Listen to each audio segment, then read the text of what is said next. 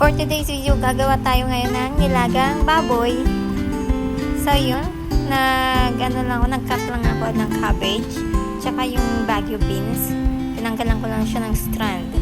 Tsaka, hiniwa ko ng kalahati.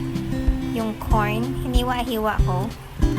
So, gumamit ako dito ng butcher knife para mas mabilis.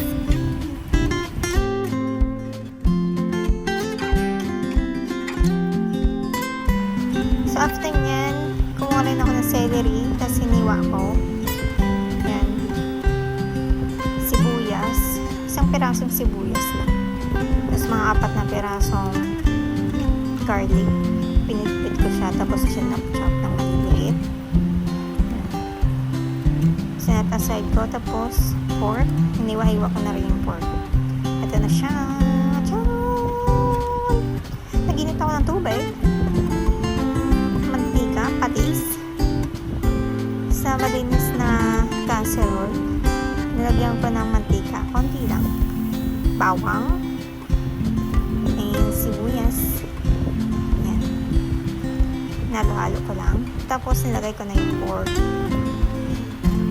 Pinakulaan ko, simmer.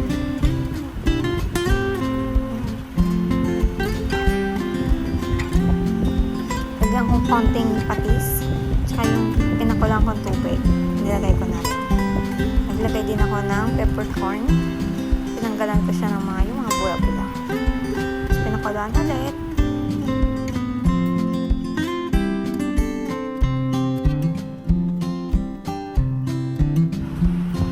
Naglagay na ng isang perasong Knorr pork cubes. Pinakulaan ko konti. Tapos, lagay ko na yung corn.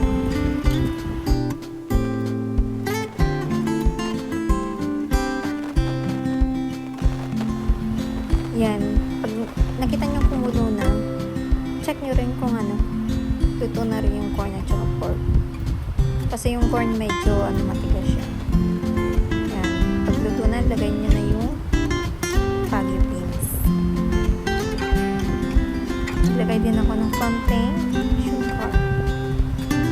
Tapos yung cabbage. Mga 1 minute lang. Tapos lagay nyo na yung celery. Malapit na siya maluto. Ito na, finished product. Turn up na natin. Ito na,